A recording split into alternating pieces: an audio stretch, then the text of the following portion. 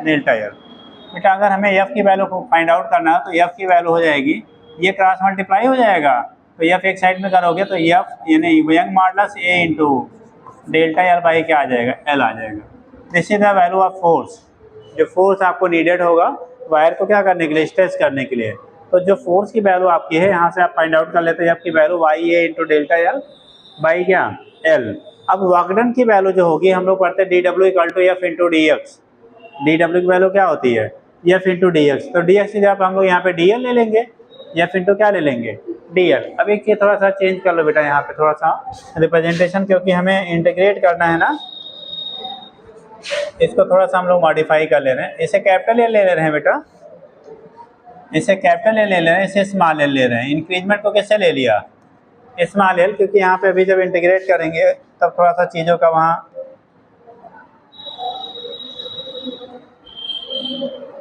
उस टाइम में कर लेंगे तो ईजियर हो जाएगा समझना। तो एफ इंटू आपका एल ऊपर जा रहा है, capital L upon small L यहाँ ले लिया, ठीक। और ये हो गया क्या, Y A into small L upon capital L, या एक्स के टर्म में ले लो, ठीक, किसी भी टर्म में आप ले सकते हो।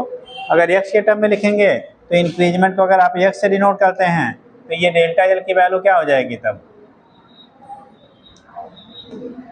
यहाँ से निकालोगे,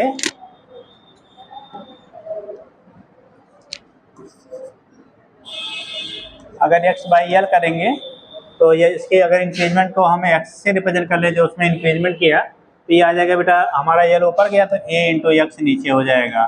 तो एफ, अब यहाँ से एफ की वैल्यू निकालोगे तो Y A into X by L हो जाएगा। तो ये कंडीशन हो गया फोर्स की वैल्यू। हम लोग जानते हैं बेटा किसी भी ऑब्जेक्ट अगर आप स्ट्रेस कर रहे हो तो work done W equal to होता है एफ इंटू डी एक्स। तो डी डब्ल्यू की जो वैल्यू आपका होगा D W equal to F into कितना, डी एक्स। अब यहाँ पे एफ की वैल्यू लिखा है Y A into X upon कितना, L, Y A by L into X into कितना हो गया बेटा, डी एक्स। ये वैल्यू डी डब्ल्यू की आ रही है। अगर आप इंटीग्रेट करिए, ठीक, अगर हम लोग इसको क्या कर रहे हैं बेटा, इंटीग्रेट कर रहे हैं, सपोज दैट इसे स्मॉल एल लेंथ तक इंक्रीज करना है, कितने लेंथ तक, स्मॉल एल लेंथ तक आपको इंक्रीज करना है। If wire is increases up to length क्या, small L, if wire is stretched up to length L, small L, तो उस केस में जो W होगा, W की वैल्यू जो कांस्टेंट फैक्टर है उसे बाहर ले लो बेटा, वाई ए एल आपका कांस्टेंट हो गया, इंटीग्रेशन होगा 0 to L x into D X, X into क्या हो जाएगा, डी एक्स के बराबर। यही जो x लिया है यही वैल्यू हम लोग टोटल वैल्यू कितना ले रहे हैं, एल के बराबर, मतलब किसी स्टैंड पे एक्स था उसको टोटल जो इंक्रीजमेंट आपने किया लेंथ में वो कितने के बराबर हो गया, एल के बराबर हो गया बेटा, ठीक। इस कंडीशन में क्या होगा, यहाँ से डब्ल्यू की वैल्यू फाइंड करेंगे, वाई ए बाई एल, इसको इंटीग्रेट करते हैं एक्स इंटू डी एक्स का इंटीग्रेशन बताएगी बेटा, एल थोड़ा टाइम से आया करो, रोज लेट रहती है 10 मिनट है। अच्छा 2 दिन से नहीं आते इसलिए आज लेट आई है, बहुत बढ़िया वो है रीजन है, चलो ठीक। तो उस केस में क्या होगा, एक्स इंटू डी एक्स का इंटीग्रेशन क्या होगा बेटा, एक्स स्क्वायर बाई 2। तो जब हम लोग इंटीग्रेट करते हैं बेटा तो आएगा एक्स स्क्वायर बाई 2, और ये लिमिट जो है 0 टू क्या है, एल है। एक बार upper limit minus lower limit रखा जाता है वैल्यू फाइंड करने के लिए, एक बार अपर लिमिट माइनस क्या लोअर लिमिट आप पुट करोगे, तो यहाँ से पुट कर दो बेटा, डब्ल्यू की वैल्यू हो जाएगी Y A upon capital L into small L square upon 2 minus second factor आपका 0 है तो 0 हो जाएगा।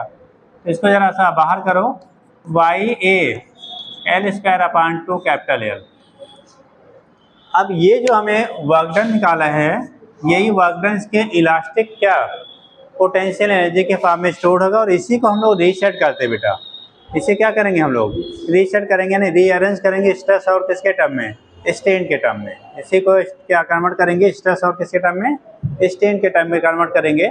अब कैसे कन्वर्जन होगा वो देख लो आप, Y A L square upon 2 L है, हम लोग 1/2 को यानी 2 जो है उसको 1/2 के फॉर्म में बाहर ले लो, Y A into small L को एक साथ में कर लो, small L upon capital L कर लो, ठीक। तो कंडीशन क्या बनेगा जरा देखो, 1/2 को हमने अलग कर लिया बेटा, देखो Y A into small L को एक साथ में कर लिया, और ये हो जाएगा, बचेगा यहाँ small L upon capital L. ये आपका टोटल डब्ल्यू की वैल्यू होगी। ये वाई यंग मॉडुलस है, small L upon capital L को हम लोग स्ट्रेन कहते हैं बेटा, क्या कहते हैं, लॉन्गिट्यूडनल स्ट्रेन कहते हैं। ए इंटू एल है, ये वॉल्यूम कहलाएगा, चेंज इन वॉल्यूम, जो वॉल्यूम में हमारा वहाँ पे चेंजेस आई वो उसकी वैल्यू हमारी हो जाएगी ए इंटू किसके बराबर हो जाएगा, एल के बराबर। उसी को हम लोग वी से रिप्रेजेंट कर लेंगे, किससे रिप्रेजेंट कर लेंगे, वी से रिप्रेजेंट कर लेंगे। तो यहाँ पे इसको कन्वर्ट करने के लिए बेटा, इसको कन्वर्ट करने के लिए क्या करेंगे, उसी को रीचेंज कर ले रहे हैं हम लोग किसके टर्म में, वॉल्यूम के टर्म में। वॉल्यूम के टर्म में से क्या करेंगे आप, चेंज कर लेंगे। तो चेंज करने में क्या आएगा बताओगे, कोई लोग बताएंगे।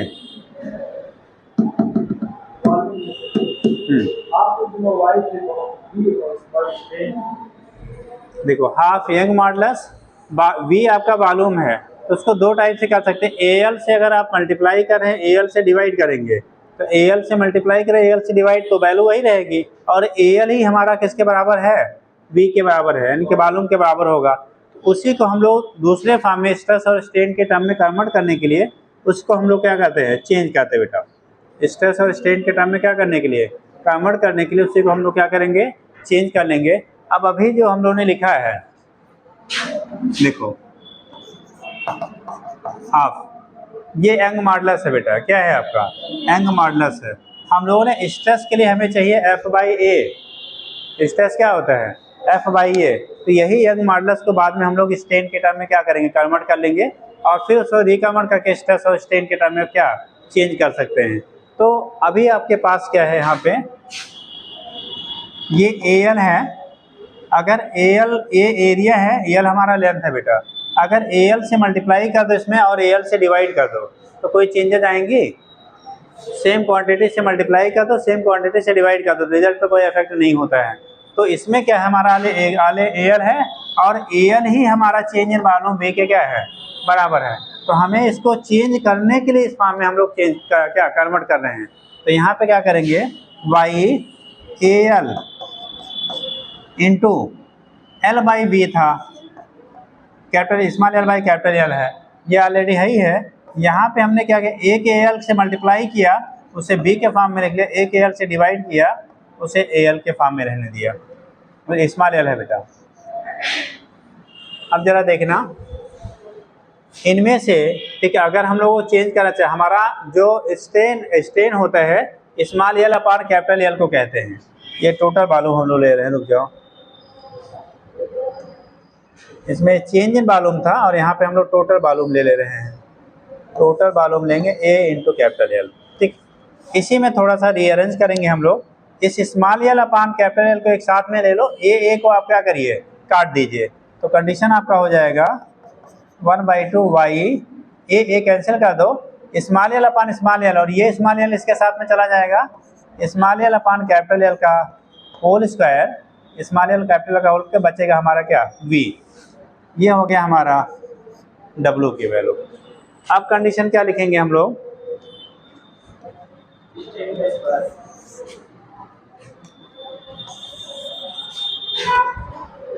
W इक्वल टू हो गया half Young modulus into strain का स्क्वायर इंटू V वॉल्यूम है, V total volume of the wire है, A into small L change in volume है, और A इंटू कैपिटल एल जो हम यहाँ पे रखे हैं पीछे वाले में, ठीक है, यहाँ पे चेंज करने के लिए कहाँ चला गया, V, ये हमारा क्या था, वो total volume of the wire है, तो यहाँ से स्ट्रेन इंटू V। अब हम लोग कहेंगे इसे पोटेंशियल एनर्जी पर यूनिट वॉल्यूम, तो पोटेंशियल एनर्जी पर यूनिट वॉल्यूम, तो U की वैल्यू होगी W अपान V इक्वल टू आएगा बेटा half Young modulus into strain का स्क्वायर। तो U के लिए फार्मूला हो गया हाफ Y इंटू, लेकिन ध्यान रखना ये potential energy, elastic potential energy पर यूनिट वॉल्यूम है, यानी यूनिट वॉल्यूम में कितना एनर्जी आपके क्या होगी, स्टोर्ड होगी, तो हाफ इंटू स्ट्रेन का स्क्वायर। अब आप यहाँ से यहाँ तक नोट करिए, फिर इसको अभी और एक्सपेंड करके बताना पड़ेगा। एक बार नोट कर ले तो दोबारा समझा दे रहे हैं।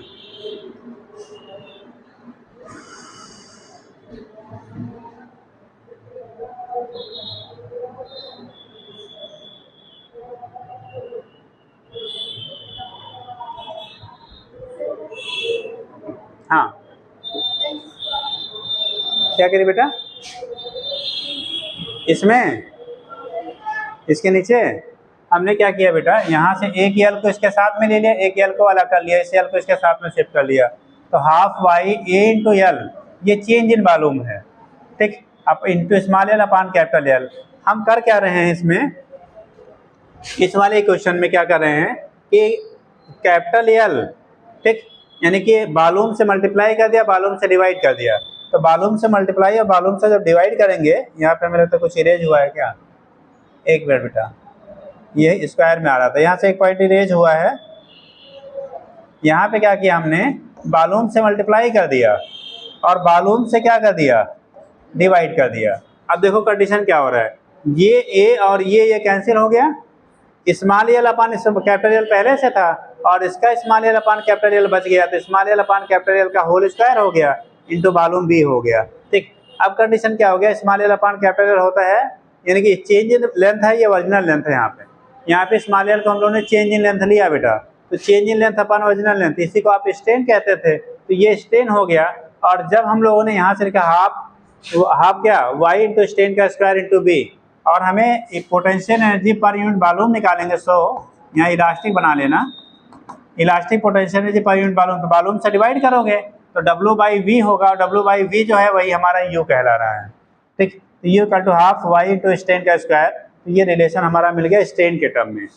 अब यहाँ तक नोट करो, तब फिर आगे हम बताएं, कहिए तो इधर ला के शिफ्ट करके बता दें। यहाँ से करने के बाद आप क्या करिएगा, यहाँ आ जाइए, पहले वहाँ नोट कर लो तब बता देंगे, नहीं तो मिक्स हो जाएगा।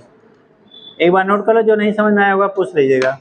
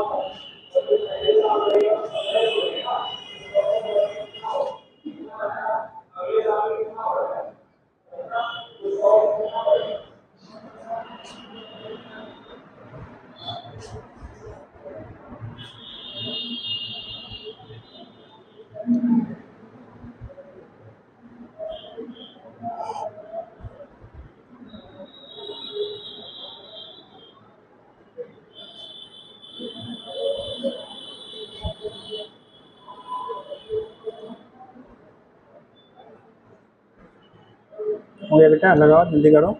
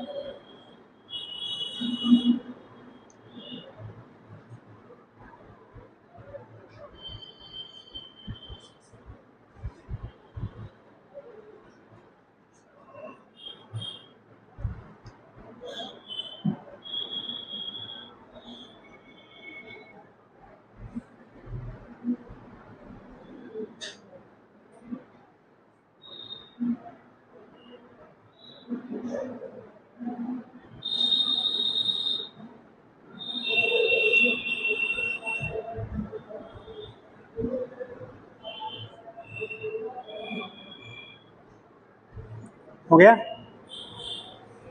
जल्दी करिए।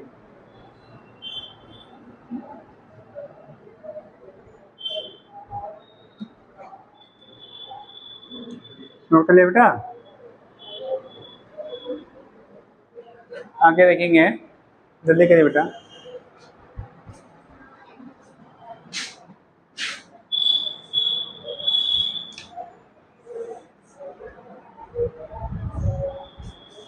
हम लोगों ने पढ़ा था बेटा since y equal to stress upon क्या, स्ट्रेन पढ़ा था, ठीक।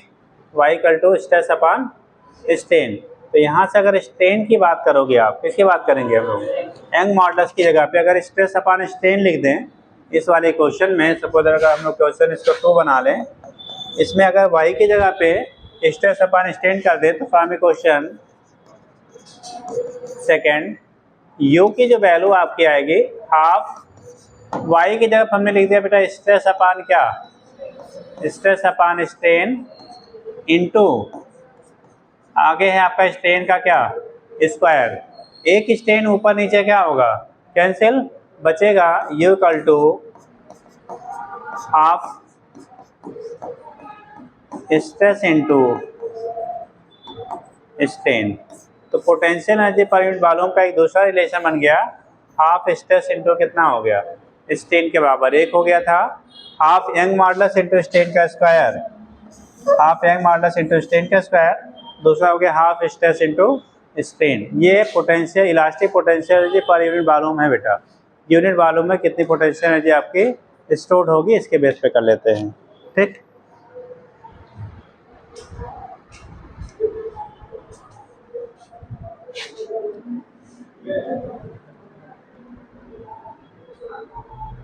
न्यूमेरिकल पूछे जाते हैं भैया, याद रखिएगा, ठीक।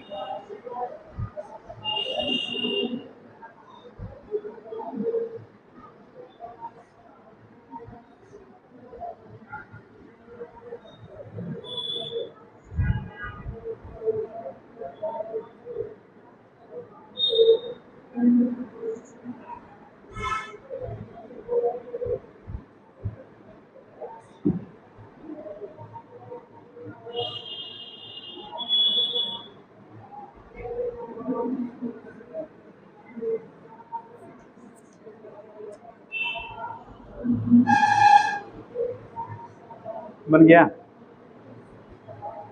अगर इस क्वेश्चन को स्ट्रेस और यंग मॉडुलस के टर्म में लिखना हो तब क्या लिखोगे, स्ट्रेस और यंग मॉडुलस के टर्म में लिखना हो, ये क्वेश्चन लिखा है इसे अगर स्ट्रेस और यंग मॉडुलस के टर्म में लिखना हो बेटा तब क्या कर सकते हैं। अगर ये क्वेश्चन स्ट्रेस और यंग मॉडुलस के टर्म में कन्वर्ट करना हो तो क्या रिलेशन बनेगा, कन्वर्ट करिए।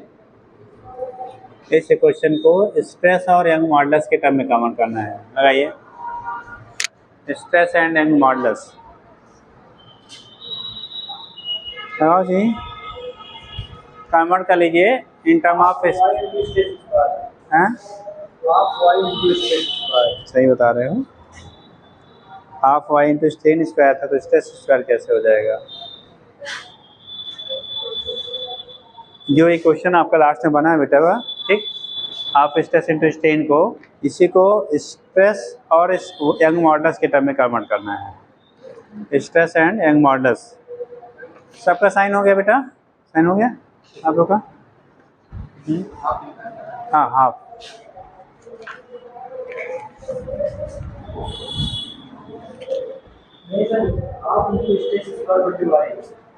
अब देखो यहाँ से क्या करना है, इस वाले रिलेशन को जो हम लोगों ने थर्ड इक्वेशन बनाया है इसे आपको कन्वर्ट करना है, इसे कन्वर्ट करना है हमको यंग मॉडुलस और स्ट्रेस के टर्म में। तो यहाँ से अगर हम लोग स्ट्रेन की वैल्यू निकालोगे स्ट्रेन की जगह पे तो आएगा स्ट्रेस अपान वाई। देखो यहाँ से अगर स्ट्रेन को इधर करोगे तो स्ट्रेस अपान ये वाई कहाँ आ जाएगा, नीचे।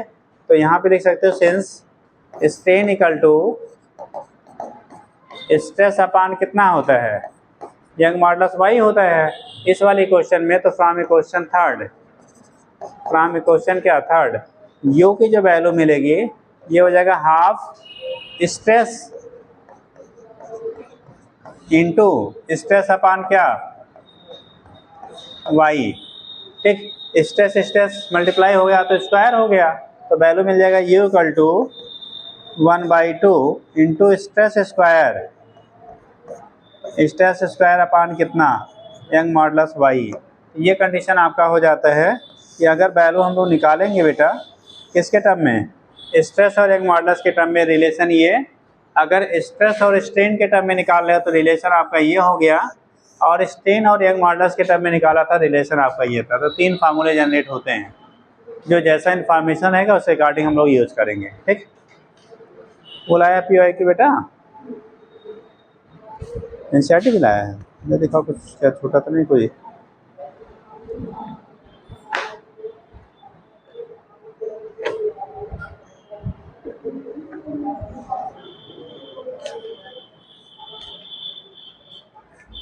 चलिए क्वेश्चंस नोट कर ले इसको। हाँ करवा दें बेटा।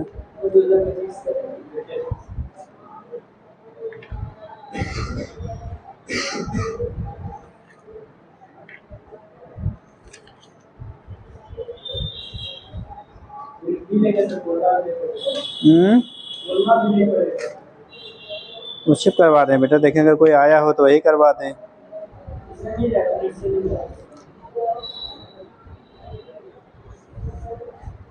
नहीं दिख रहा है इसमें।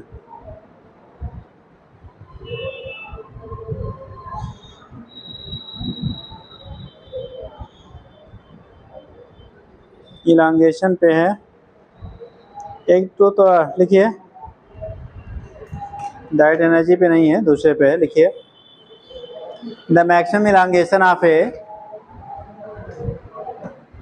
द मैक्स, क्वेश्चन लिखो बेटा, the maximum elongation 2024, the maximum elongation of A steel wire,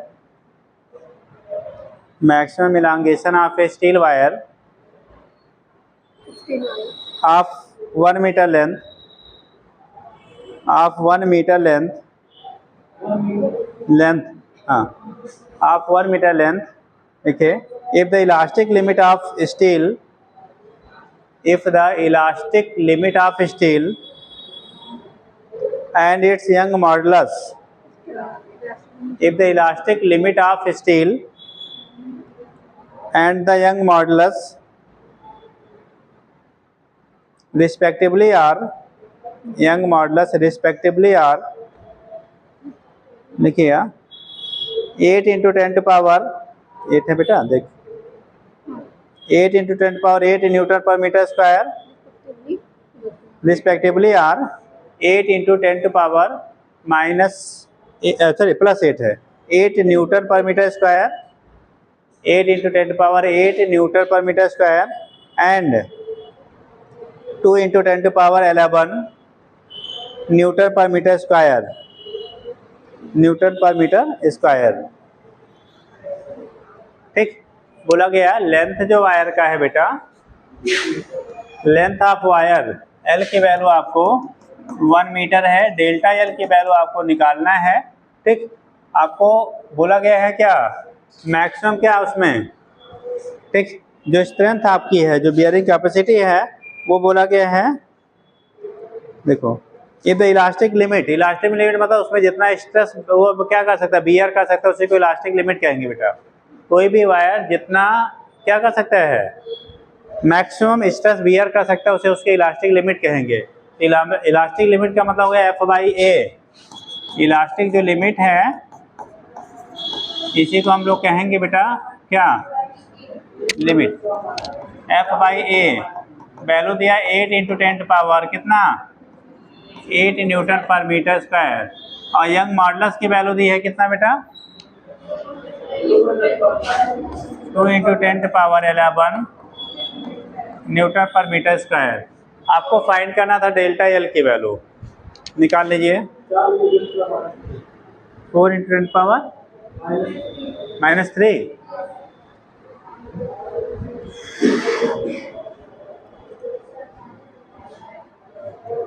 जल्दी करो।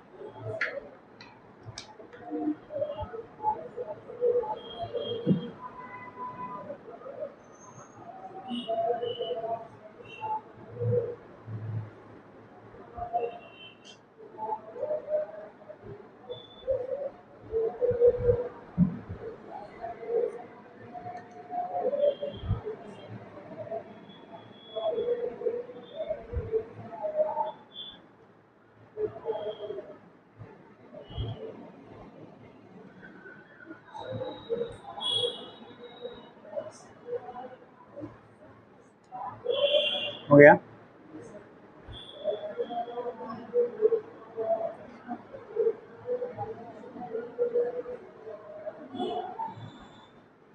इस पे एक क्वेश्चन लिख लीजिए जो अभी पढ़ा है बेटा। देखिए द यंग मॉडल्स ये बन गया बेटा, नोट कर लिया।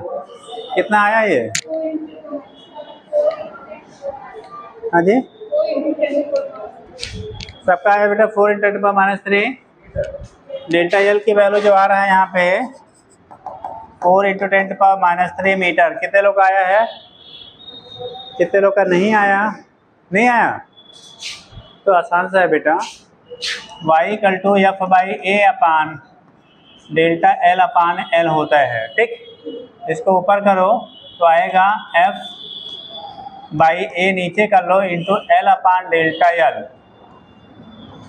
डेल्टा एल को इधर कर लो आप और y को इधर कर दो, तो डेल्टा एल की वैल्यू आएगी बेटा F/A into L/y।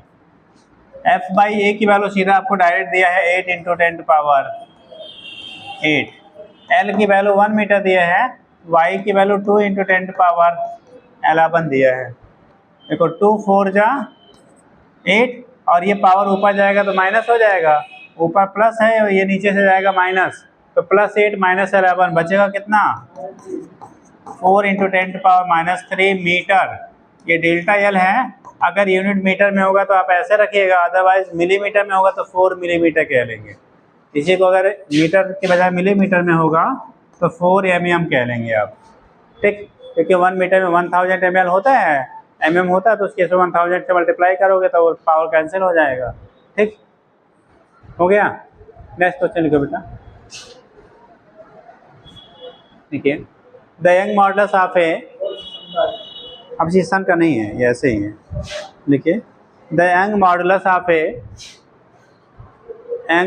Of a material is of a material of wire कर लो, of a material of wire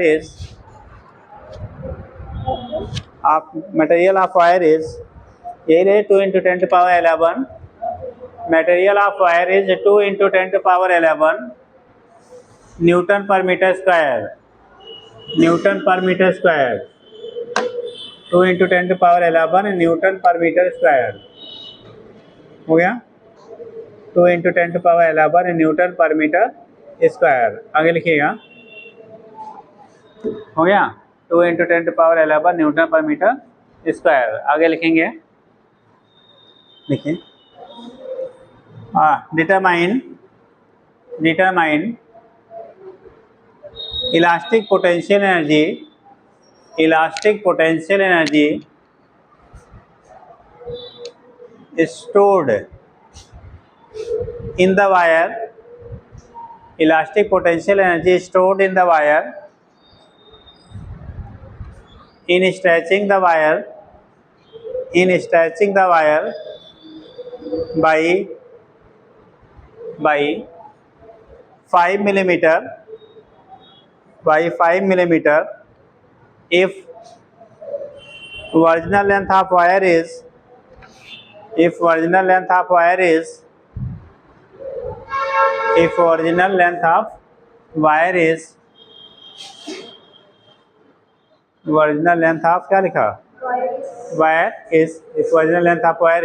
centimetre.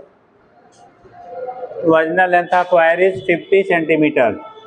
Wire की ओरिजिनल लेंथ 50 सेंटीमीटर है बेटा, उसमें 5 मिलीमीटर का इलांगेशन करना है। तो इलांगेशन करने में पोटेंशियल एनर्जी कितनी पर यूनिट वॉल्यूम क्या होगी, स्टोर्ड होगी उसमें, या कितना आपको क्या होगा वर्क करना पड़ेगा पर यूनिट वॉल्यूम इंक्रीजमेंट के लिए।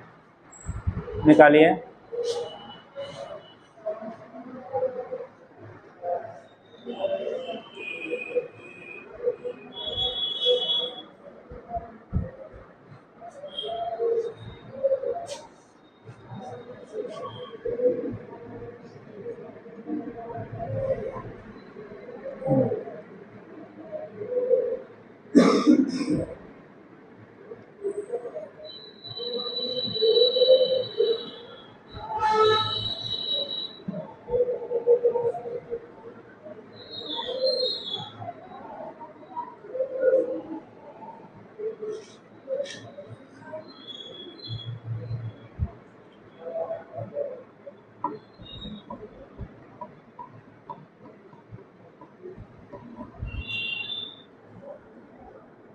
हम्म,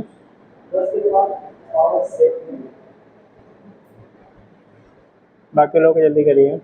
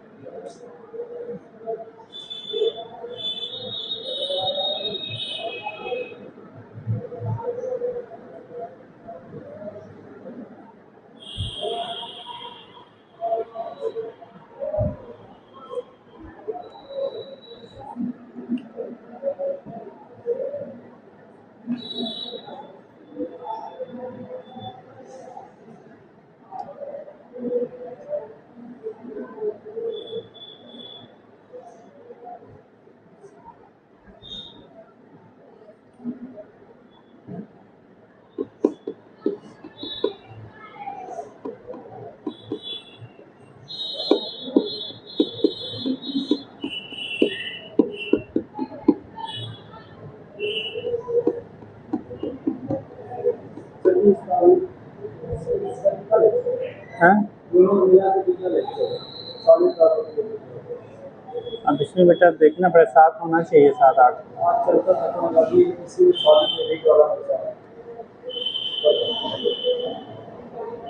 वही तो प्रॉब्लम है, जो लेवल है उसके अकॉर्डिंग डबल लेक्चर होने चाहिए।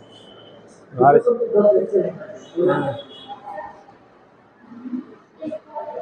10⁸ आपका 7। बोलिए, क्वेश्चन में आपको दिया गया था बेटा क्या, एल की वैल्यू 50 सेंटीमीटर, इलांगेशन करना कितना है 5 mm यानी 0.5 सेंटीमीटर।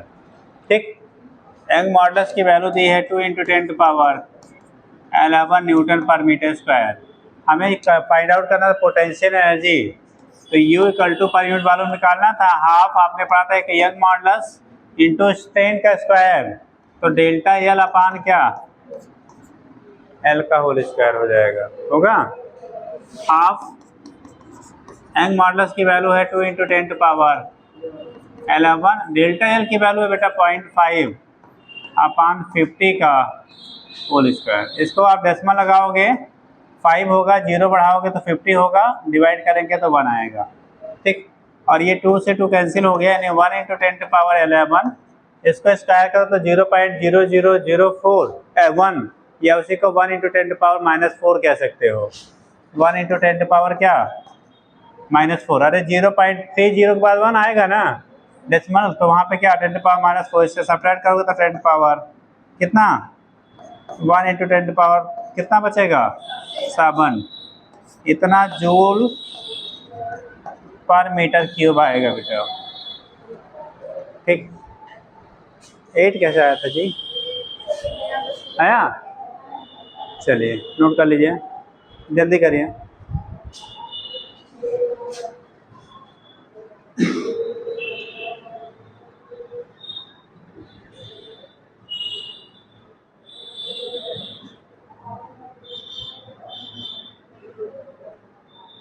अब ऐसे कुछ थ्योरेटिकल पॉइंट है, सुन लीजिए।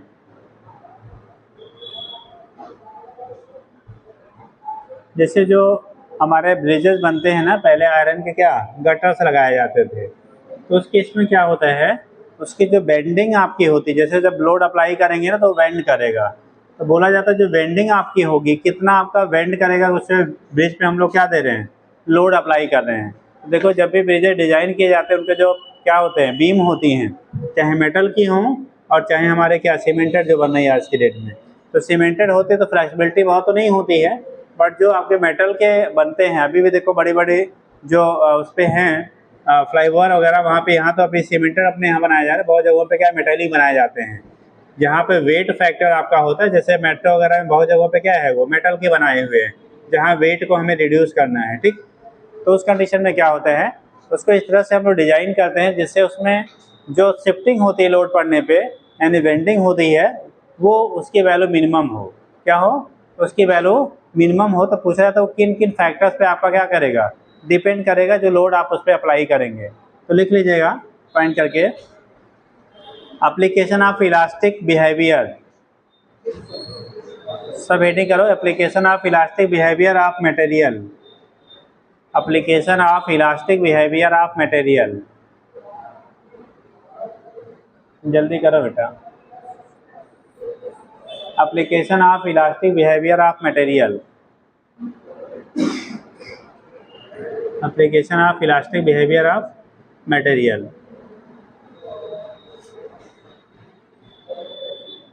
इसमें पहला कर लिएगा, a beam loaded, a beam BEAM, a beam loaded at the centre, loaded at the centre,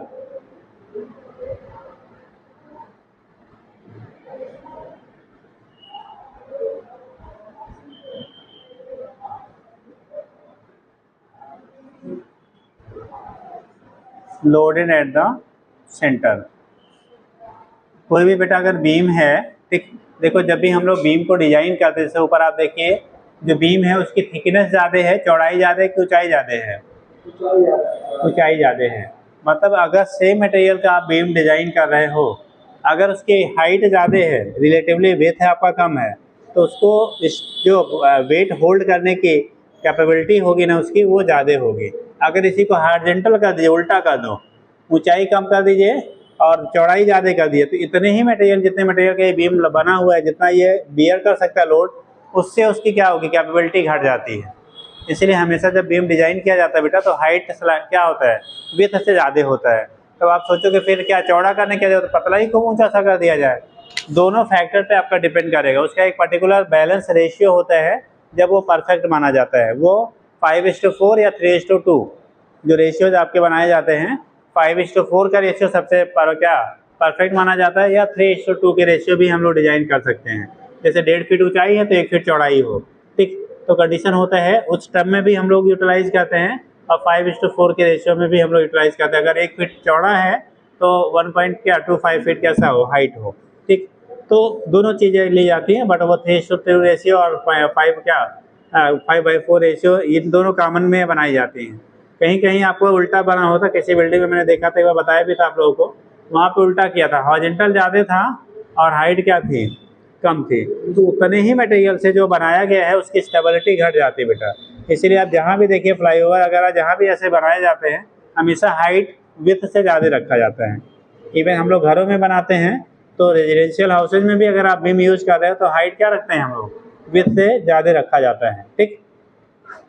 तो उसका पर्पज होता है जितना आपका हाइट ज़्यादा होगा, आपको लोड पड़ने पे उसकी बेंडिंग उतनी कम होगी, लोड पड़ने पे बेंडिंग की वैल्यू क्या होगी, उतनी कम होगी। दूसरी चीज़ आप देखते होंगे, जब अगर दोनों पिलर के बीच की गैपिंग ज़्यादा होती है, अब ज़्यादा बड़े बड़े कॉन्फ्रेंस हॉल वगैरह जो होते हैं, आप देखते हो बीच में पिलर नहीं होता है। तो जब पिलर नहीं होता है तो ऐसे जगहों पे जो बीम होती है ना, उसकी विड्थ और हाइट दोनों आपको इंक्रीज करना पड़ता है।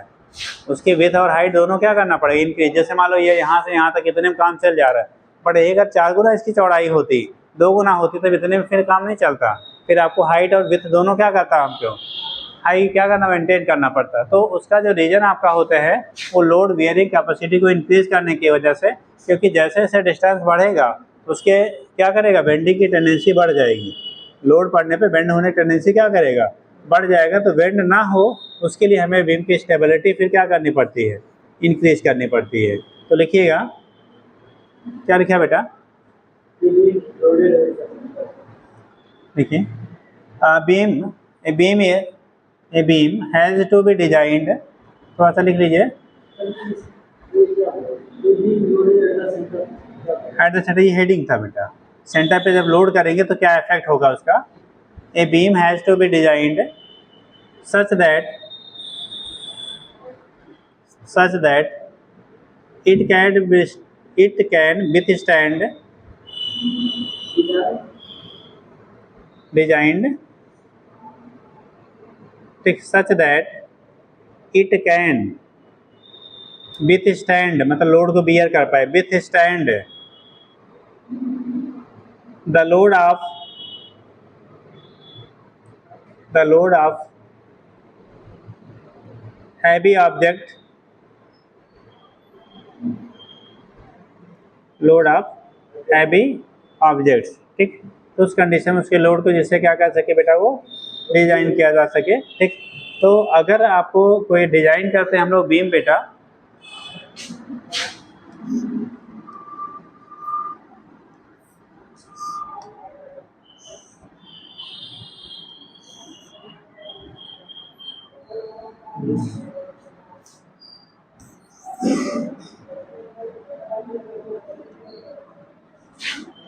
आप ऐसे कर लो,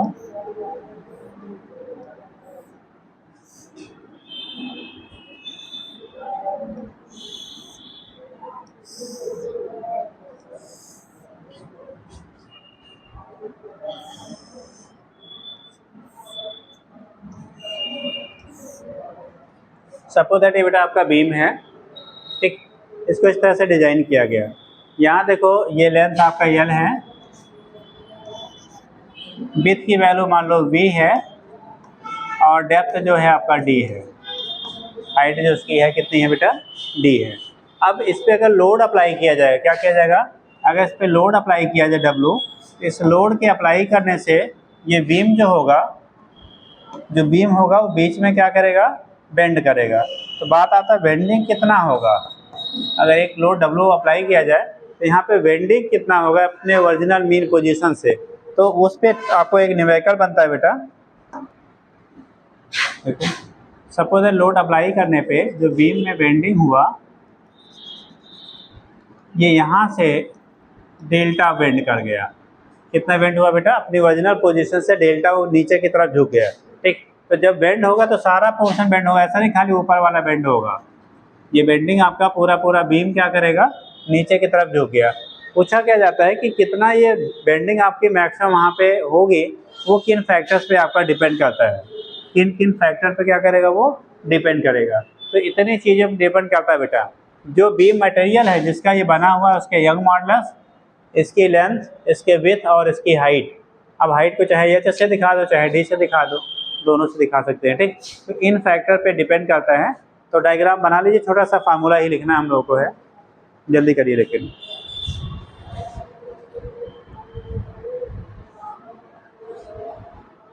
और इसी कॉन्सेप्ट पे जैसे मान लो ये यहाँ पे एक रॉड रखा हुआ है, ये रॉड जिस भी मटेरियल का बना हुआ है बेटा, अभी हालो है कि सॉलिड है, हालो है कि सॉलिड, अरे भाई खोखला है ना, इतना तो पता है आपको। ये हालो है। बोला कहा जा रहा है कि इस रॉड पे जितना हम लोग लोड दे सकते हैं, अगर इसी मटेरियल को मेल्ट करके सॉलिड एक रॉड बना दिया जाए तो क्या उतना लोड वो बियर कर पाएगा। इसी को अगर हम लोग मेल्ट करके एक सॉलिड रॉड बना दिया जाए तो इतना मोटा तो बनेगा नहीं, वो थिन हो जाएगा, पतला हो जाएगा। क्या तब भी इतना जितना लोड ये बियर करेगा उतना ही कर पाएगा। याद रखेंगे, आपकी जो लोड कैपेबिलिटी होगी इसके बियर करने की, वो डिक्रीज कर जाएगी अगर उसे हम लोग उतने ही मटेरियल का सॉलिड बनाएंगे। आप उतने ही मटेरियल को मेल्ट करके अगर सॉलिड बनाएंगे तो एरिया क्या करेगा, काफ़ी रिड्यूस हो जाएगा और उस कंडीशन में उसकी जो लोड बियरिंग कैपेसिटी होगी वो बेटा घट जाती है। इसलिए आप देखते होंगे जो हमारे क्या बनाए जाते हैं, पाइप वगैरह होता है, जैसे टेम्परेरी जो हाउसेज बनाते हैं हम लोग किससे, टिन शेड वगैरह का, तो जो पाइप होता है उसमें सरिया नहीं डालते हैं। अरे भाई जितना मोटा पाइप बना है उसी को मेल्ट करके एक पतली जो सरिया आती है उतने बराबर हो जाएगी। अगर उसी पाइप की जगह पे एक सरिया लगा दो, क्या उतनी स्टेबिलिटी होगी? नहीं होगी, जबकि उतने ही मटेरियल का आपका वो भी बना है। रीजन आपका होता है जितना एरिया बढ़ता जाएगा उतनी स्टेबिलिटी हमारी क्या होती है, लोड बियर करने की कैपेबिलिटी उसकी बढ़ती जाती है। इसीलिए ऐसे जगहों पे हालो क्या बनाए जाते हैं, पाइप या गटर्स वगैरह हम लोग यूज़ करते हैं। जैसे गटर बनता है, आपने देखा होगा आई शेप का बनाते हैं। कैसे बनाते हैं? आई शेप का बनाते हैं। रीजन क्या है कि इतने ही मटेरियल का अगर एक थिन रॉड आप बना लेंगे तो उसकी स्टेबिलिटी जो लोड बियर करने की होगी वो आई शेप के रिस्पेक्ट में क्या करेगा, घट जाएगा। इसलिए जो बीम बनाते हैं ना, जो लोहे का आपका आता है वो हमारा टी शेप या आई शेप का बनाया जाता है, ठीक। तो उसका रीजन वही होता है, स्टेबिलिटी को क्या करने के लिए, इंक्रीज करने के लिए। अगर सेम मटेरियल का आप किसी और शेप का बनाएंगे तो स्टेबिलिटी बेटा घट जाती है, ठीक। तो बन गया वो, लिखिएगा, देखिए, if load W is applied, if load W is applied at the center, then at the center, then it is bended, it is bended by delta,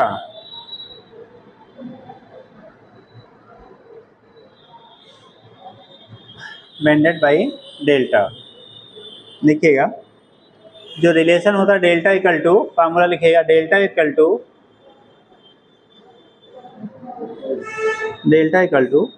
W into L cube, W into L cube upon 4 B into D cube into Y. W equal to, ठीक, delta equal to W into कितना, W into L cube.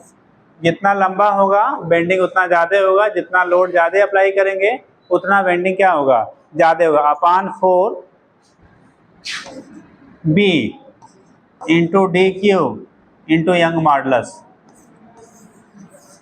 ये जो bending हमारी हो रही है ना, इसमें कितना ये झुकेगा, ठीक है, उसमें हम लोग यहाँ से फाइंड कर लेते बेटा। अब जरा देखो, यानी कि इस पर लोड जितना ज़्यादा लगाओगे, अप्लाई करेंगे, उतना इसके बेंड करने के चांसेस क्या होंगे, ज़्यादा होंगे। भाई कोई भी चीज़ है, जितना लोड ज़्यादा बढ़ेगा उतना झुकने के चांसेस बढ़ेंगे। दूसरी चीज़, इनके बीच का सेपरेशन जो एल लिया है, ये मान लो सपोर्ट आपका है, इनके बीच का सेपरेशन जितना ज़्यादा होगा उतना इसके झुकने के चांसेस क्या होंगे, ज़्यादा होंगे बेंड करने। जैसे मान लो इतना ही मोटा है, अभी इतने डिस्टेंस पे अगर आप 4 गुना डिस्टेंस बढ़ा दो, इतना लोड देंगे तो क्या करेगा, ये इसके बेंड करने के चांसेस या टूटने के चांसेस आपके बढ़ जाएंगे, ठीक। तीसरी कंडीशन, फोर्थ, ये फोर्थ न्यूमेरिकल वैल्यू हो गया, 4 टाइम्स बी। विड्थ आपका जितना चौड़ा होगा उतना बेंडिंग के चांसेस कम होंगे। हाइट जितना ज़्यादा, यानी डी की वैल्यू जितना ज़्यादा है, ऊंचाई इसकी जितनी ज़्यादा है, देखो इससे क्यूब के इनवर्सली प्रोपोर्शनल है, तो इसकी वैल्यू जितना ज़्यादा करोगे क्यूब टाइम में आपका क्या होगा, इसकी बेंडिंग की वैल्यू घटेगी, और यंग मॉडुलस के इनवर्सली प्रोपोर्शनल होता है। यानी यंग मॉडुलस मटेरियल का जितना ज़्यादा होगा आप बोलोगे उसके बेंडिंग के चांसेस उतने ही कम होंगे। तो ये चीज़ें आपकी होती है। यहाँ से एक पॉइंट बनता है बेटा, नोट कर लीजिए।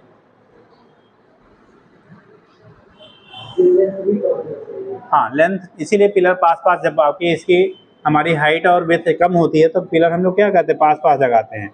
जैसे घरों में जो लोग होते हैं, कमरे क्या 10x15, 10x10, 10x12 का बनाते हैं नॉर्मल वे में, तो बीम छोटी सी पतली भी लगा लेते, काम चल जाता है। लेकिन अगर आपको बड़े हॉल हैं तो वहाँ बीम की चौड़ाई और ऊंचाई दोनों ही क्या रखी जाती है, ज़्यादा रखी जाती है। उसका कॉन्सेप्ट आपका यही होता है, ठीक, नोट कर लीजिए।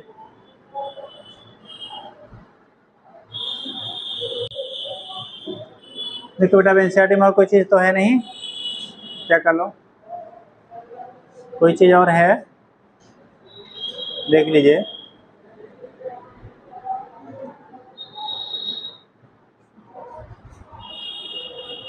नहीं है ना, तो ये कंडीशन आपका हो गया बेटा। यहाँ से एक बार डेट डालिएगा तो ये चैप्टर हो गया आपका कंप्लीट। नेक्स्ट पार्ट है आपका मैकेनिकल प्रॉपर्टीज ऑफ फ्लूइड, और जल्दी जल्दी थोड़ा पढ़ना है तो इसलिए पढ़ के आइए, ठीक। जल्दी जल्दी पढ़ना है तो थोड़ा सा घर से क्या करिए।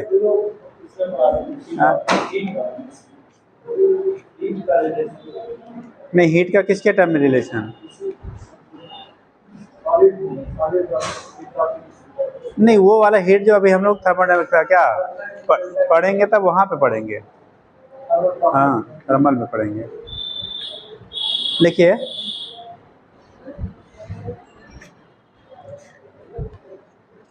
अभी एक अलग आपकी आती है unit thermal property of matter, उस वाले में आपका टेम्परेचर का इफेक्ट हम लोग पढ़ेंगे।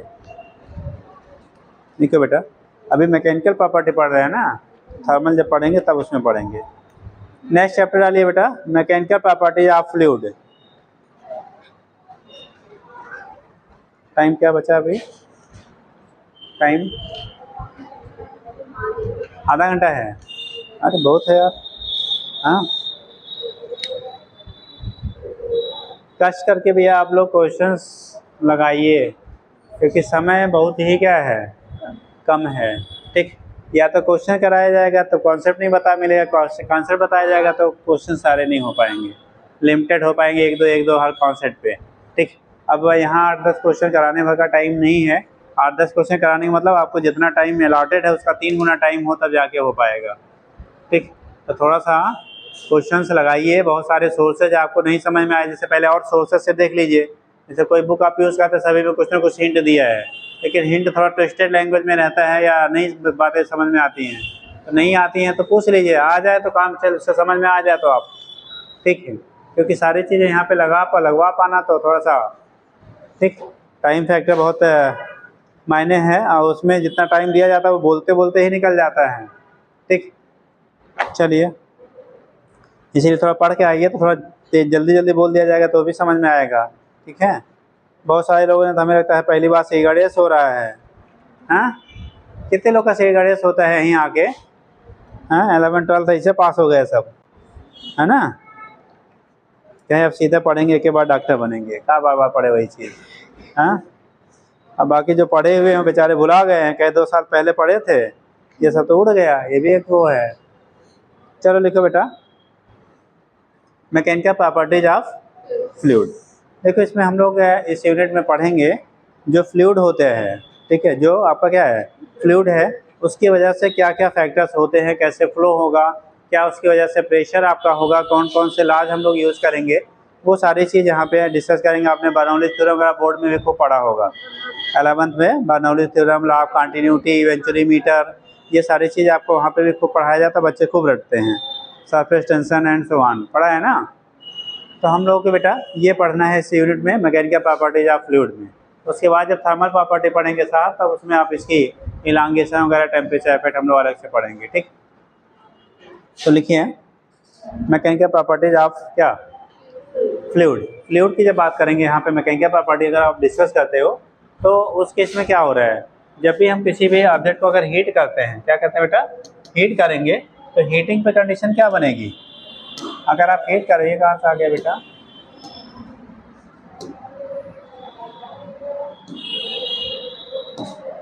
ठीक।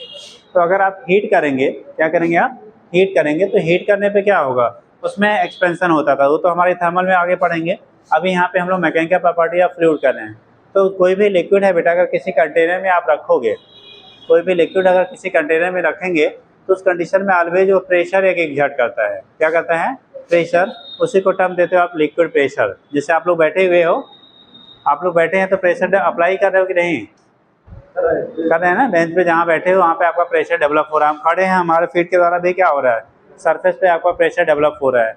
तो जो प्रेशर आपका होता है हम लोग ये सॉलिड ऑब्जेक्ट की वजह से प्रेशर F=F/y ये कहते हैं। ऐसे लिक्विड कॉलम की वजह से हम लोग यहाँ पे प्रेशर डिफरेंस क्या करेंगे, डिस्कस करेंगे। किसी को आइडिया है बेटा लिक्विड कॉलम की वजह से प्रेशर के लिए फार्मूला क्या होगा, लिक्विड कॉलम कोई है उसकी वजह से हम लोग क्या क्या वहाँ पे फार्मूला होगा, कितने लोग बताएंगे, मैकेनिकल प्रॉपर्टीज ऑफ फ्लूइड, या लिक्विड कह लीजिए, फ्लूइड ना कह के बल्कि हम लोग क्योंकि फ्लूइड में दोनों आता है बेटा। हमने सॉलिड का अलग से कर लिया है, अब पढ़ेंगे हम लोग किसका, लिक्विड का। फ्लूइड में दोनों आता है, सॉलिड एंड लिक्विड बोथ, ठीक। तो यहाँ पे हम लोग क्या कर रहे हैं, लिक्विड की स्पेशली बात कर रहे हैं।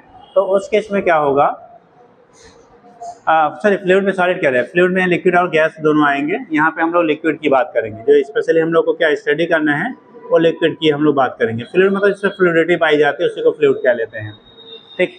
तो लिक्विड की हम लोग स्टडी करेंगे, ब्रैकेट में आप लिख लीजिए चाहे क्या, फ्लूइड, ठीक। अब कंडीशन क्या बना है कि जब भी हम लोग प्रेशर लिक्विड कॉलम की वजह से प्रेशर की बात करते हैं, जैसे नॉर्मल हम लोगों ने पढ़ा है, अगर किसी ऑब्जेक्ट को आप रखते हो, अगर इसका मास m है तो वेट कितना होगा बेटा, mg। एरिया अगर अकाउंटेड आपका ये है तो यहाँ पे हम लोग प्रेशर लिखते थे f बाई क्या a, और f की वैल्यू होती थी mg बाई कितना ये पीछे हम लोग सॉलिड केसेस में हमने पढ़ा है, ठीक। ऐसे बेटा किसी भी लिक्विड में अगर कोई लिक्विड कॉलम है उसकी वजह से प्रेशर आप डिटरमाइन करते हो, तो उस केस में जो लिक्विड होता है, जैसे सॉलिड है वो जहाँ कॉन्टैक्ट सरफेस पे है वहीं पे प्रेशर अप्लाई करेगा, जबकि लिक्विड एंड क्या गैसेस की प्रॉपर्टी होता है ऑल डायरेक्शन में अप्लाई करेंगे। जैसे कंटेनर में आप रखोगे ना तो कंटेनर के बेस पे तो लगाएगा, साइड में भी क्या करेगा वो प्रेशर को अप्लाई करता है, एक्सर्ट करता है। आप एक पढ़े होंगे पास्कल्स लॉ, सुना है पास्कल्स लॉ, किसी को आइडिया पास्कल्स लॉ क्या था बेटा, पास्कल्स का लॉ पढ़ा होगा। पास्कल्स लॉ क्या होता है,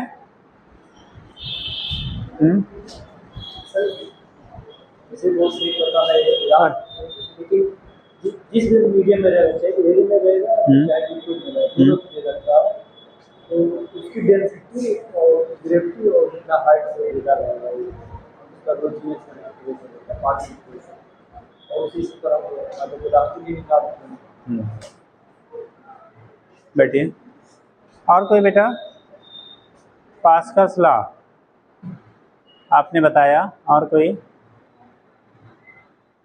कोई लोग, देखो क्या होता है, बोला जाता है if effect of gravity is neglected, if effect of gravity is क्या निगलेक्टेड, अगर ग्रेविटी के इफेक्ट को इग्नोर कर दिया जाए, then pressure at each and every point of the liquid column will be same.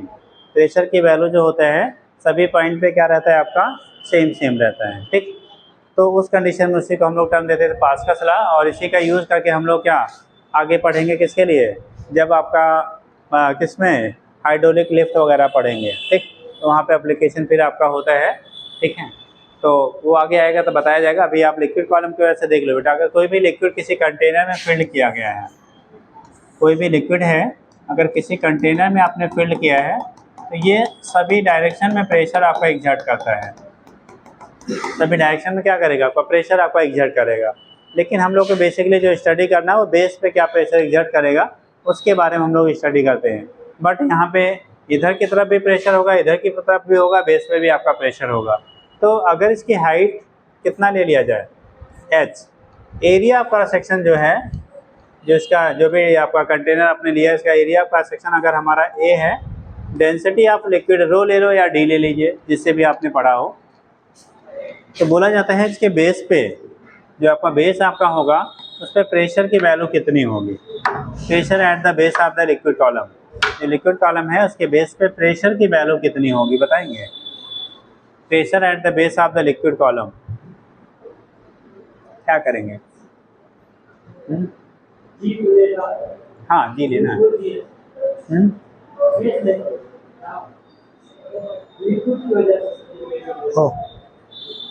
Liquid column की वजह से अगर खाली प्रेशर हम लोग निकाले तो कितना आएगा। अगर हम लोग डिस्कस कर रहे हैं बेटा pressure due to only liquid column, atmospheric pressure को नहीं डिस्कस कर रहे हैं।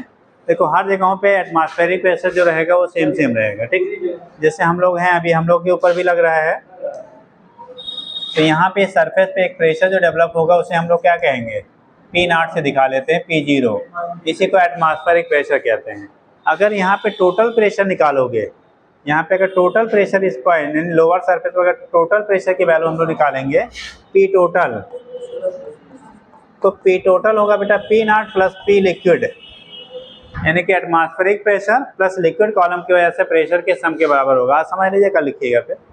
तो टोटल जो प्रेशर आपका होगा बेटा वो एटमॉस्फेरिक प्रेशर जो ऑलरेडी ऊपर से लग रहा है प्लस लिक्विड कॉलम की वजह से जो प्रेशर होगा उन दोनों के सम के बराबर होता है। अब कंडीशन क्या हो रहा है आपका, यहाँ पे प्रेशर लिक्विड कॉलम की वजह से हम फाइंड आउट कैसे करेंगे? तो pressure due to liquid column जब लिखोगे आप, प्रेशर ड्यू टू क्या? Pressure due to liquid column, यानी कि जो द्रव सब क्या है, क्या बोलेंगे लिक्विड कॉलम की हिंदी? द्रव का क्या?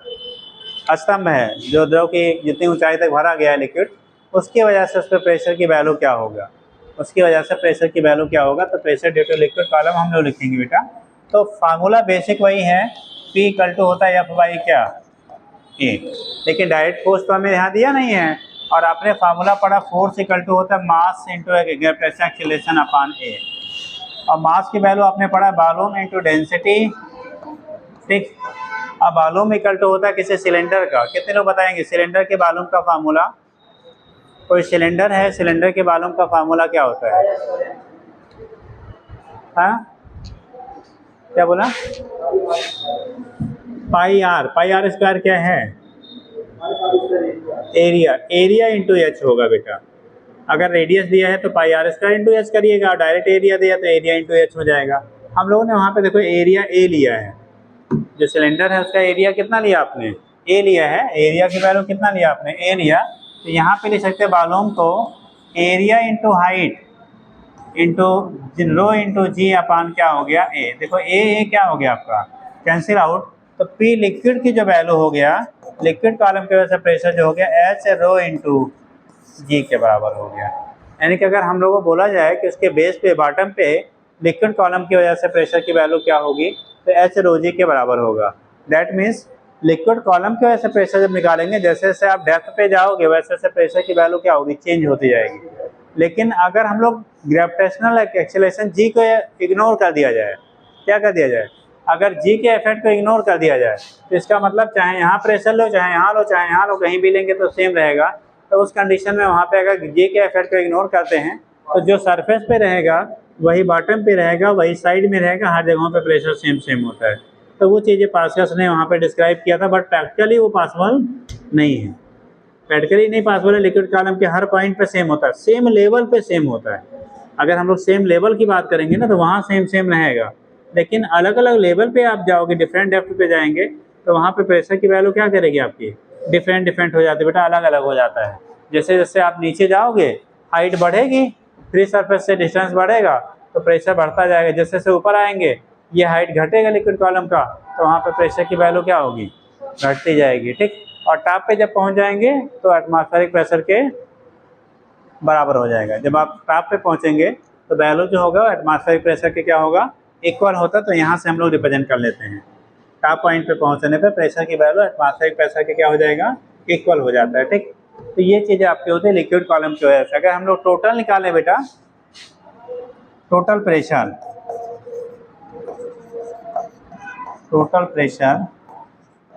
एट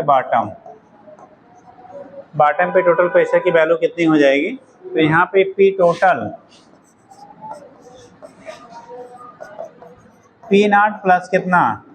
पी लिक्विड, और पी नॉट आपका हो गया P not plus liquid column की वजह से हो गया कितना? रो जी एच रो जी, जो भी पढ़ा हो आपने, क्या पढ़ा है? चलो एच रो जी। तो पी टोटल की जो वैल्यू हो गया वो हो गया बेटा P not plus H rho जी के क्या होता है? इक्वल होता है।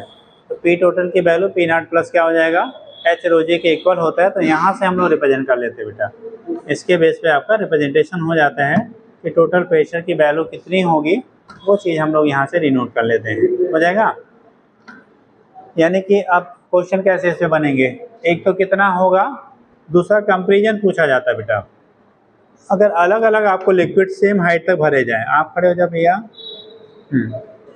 अगर मान लो 3 ट्यूब हैं, सेम हाइट तक अलग अलग लिक्विड को भरा गया, ठीक, सेम हाइट तक, तीनों का एरिया का सेक्शन अलग है। एक पतला है, एक पतला पहन दो बेटा। मान ली एक इतना पतला ट्यूब था, दूसरा वाला इतना मोटा ट्यूब है, और तीसरा वाला इतना मोटा ट्यूब है। तीनों ट्यूब का थिकनेस अलग अलग है। तीनों ट्यूब के थिकनेस कैसे दिख रहे हैं आपको? अलग अलग हैं। सेम लेवल तक तीनों में लिक्विड को फिल किया गया, सेम लेवल तक लिक्विड को क्या किया गया? फिल किया गया। तीनों की डेंसिटी अलग अलग है। मान लो इसकी डेंसिटी सबसे कम, इसमें उससे ज़्यादा, और इसमें, या उल्टा कह लो, इसमें सबसे कम, इसमें उससे ज़्यादा, इसमें उससे ज़्यादा। पूछा जा रहा किसके बेस पे प्रेशर की वैल्यू सबसे ज़्यादा होगी? क्यों?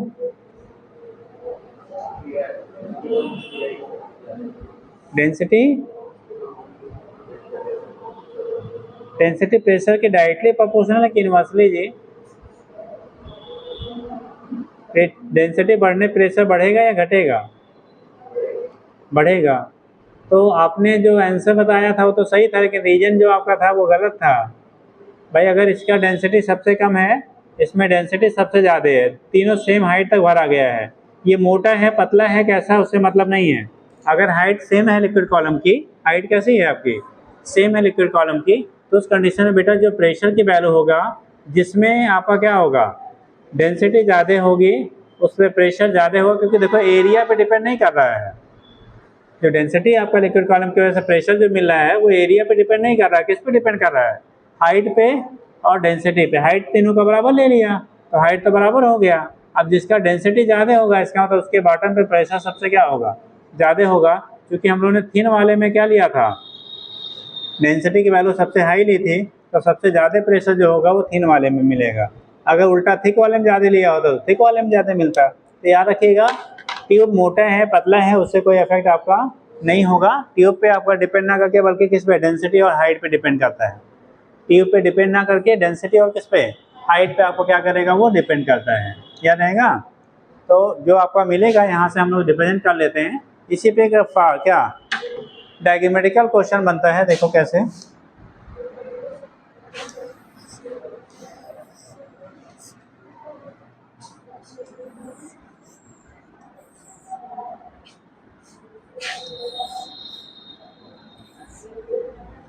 हो गया क्या? नहीं है?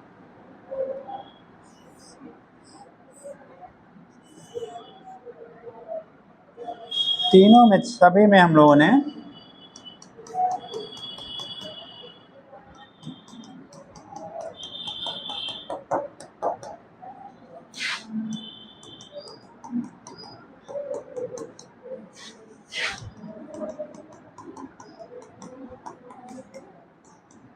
सेम लिक्विड को सेम हाइट तक फिल्ड किया।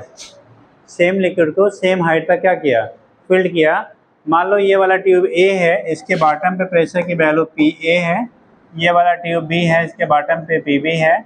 इसके बॉटम पे बेटा पी सी है और इसके बॉटम पे पी डी है। P A, P B, P C, P D, ये प्रेशर्स आपको दिए गए हैं। लेकिन यहाँ पे जो ट्यूब है ना वो अलग अलग शेप के हैं।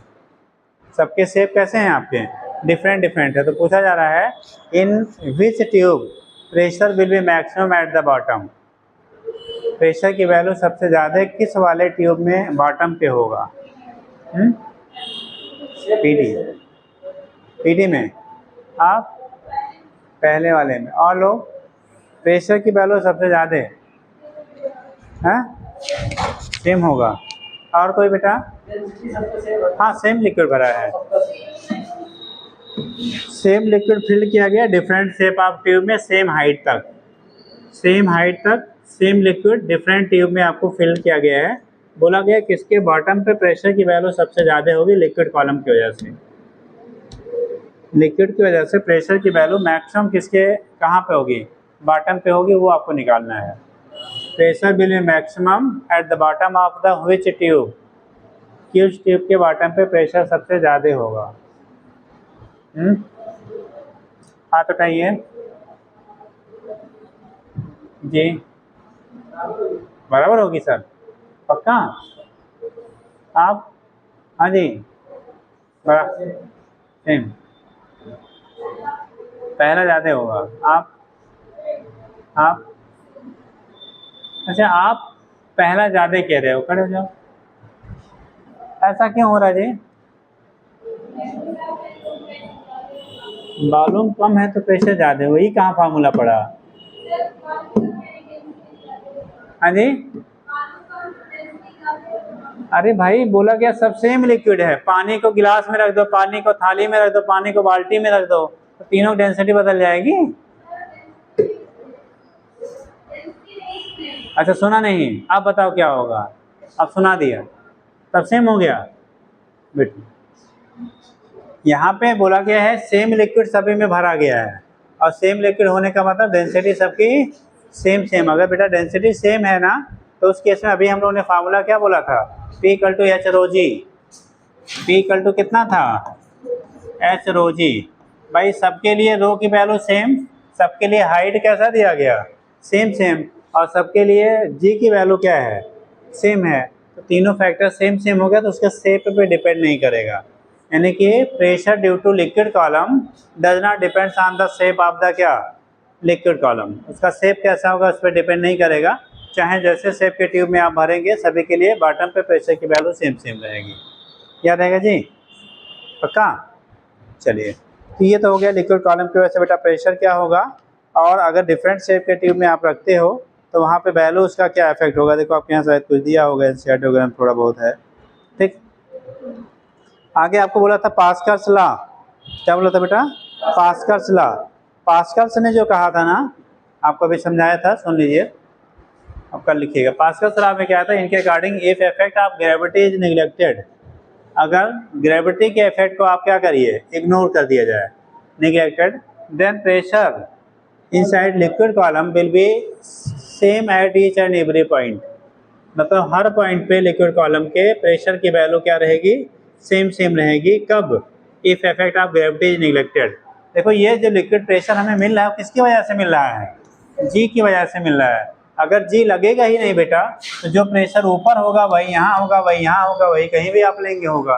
तो पास्कल ने कहा था, ठीक है क्या, if effect of gravity is neglected then pressure at the क्या, inside liquid column at each and every point will be equal. उस केस में प्रेशर की वैल्यू सभी पॉइंट में हमारा सेम सेम होता है। लेकिन कब, जब ग्रेविटी के इफेक्ट को हम लोग इग्नोर करते हैं। बट प्रैक्टिकली ग्रेविटी का इफेक्ट लार्ज होता है तो इग्नोर नहीं किया जाता है, ठीक। तो उस कंडीशन में देंगे तो इसी को मॉडिफाई थोड़ा सा किया गया। ये किया गया कि pressure at the same level of the liquid, pressure at the क्या, same level of the liquid will be same. Pressure same level पे, जैसे मान लो हमने ले लिया बेटा, इसमें पॉइंट ले लें, एक पॉइंट यहाँ है, एक पॉइंट यहाँ है, एक पॉइंट हमने यहाँ ले लिया, ठीक। इस पे प्रेशर की वैल्यू हमने कह लिया पी ए है, यहाँ प्रेशर की वैल्यू पी बी है, यहाँ प्रेशर की वैल्यू पी सी है।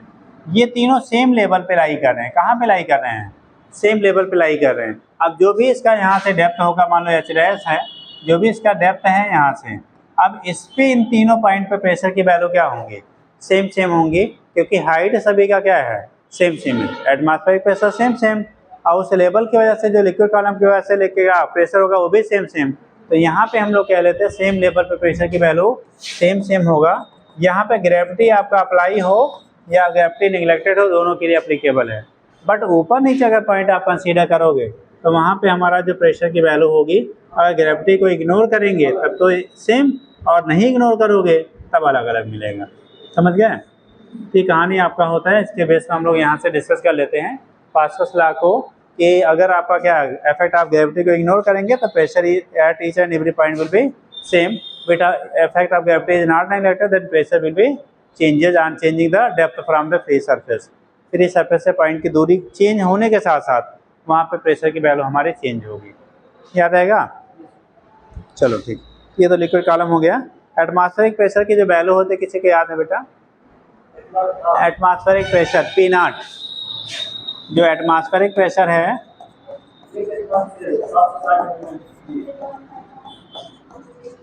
1 ATM की जो वैल्यू होती है वो कितना होता है। अगर mmHg के टर्म में लेते हैं बेटा 760 mmHg या 76 cmHg, और न्यूटन मीटर में लेते हैं तो अगर इसी को हम लोग न्यूटन पर मीटर स्क्वायर में लेते हैं तब क्या आएगा।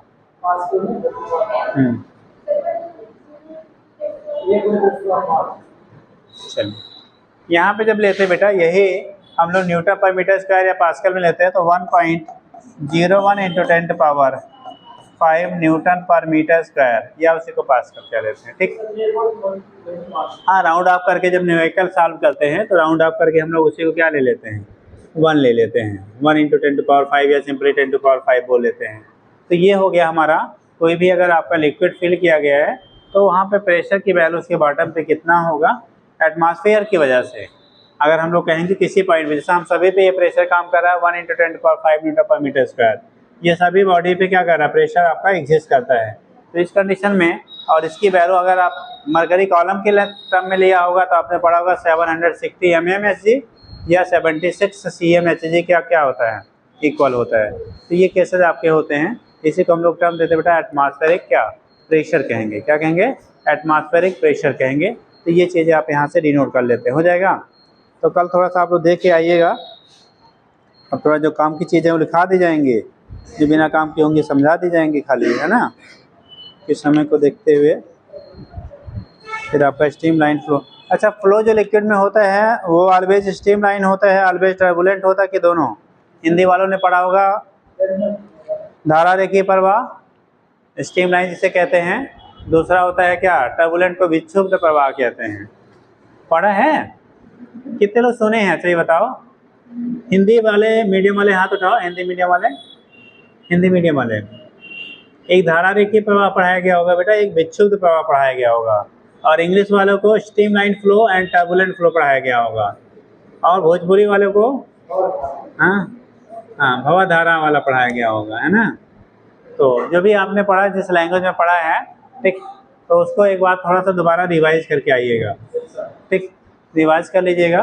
टाइम थोड़ा सा कम है, जिससे टाइम से बेटा क्या, पिछले वाले यूनिट में एक लेक्चर हम लोग पीछे थे, अब इसमें वो भी एक लेक्चर जा रहा है, ठीक, तो जिससे हो जाए टाइम से, हो जाएगा। चलिए अब कल कर सकते हैं।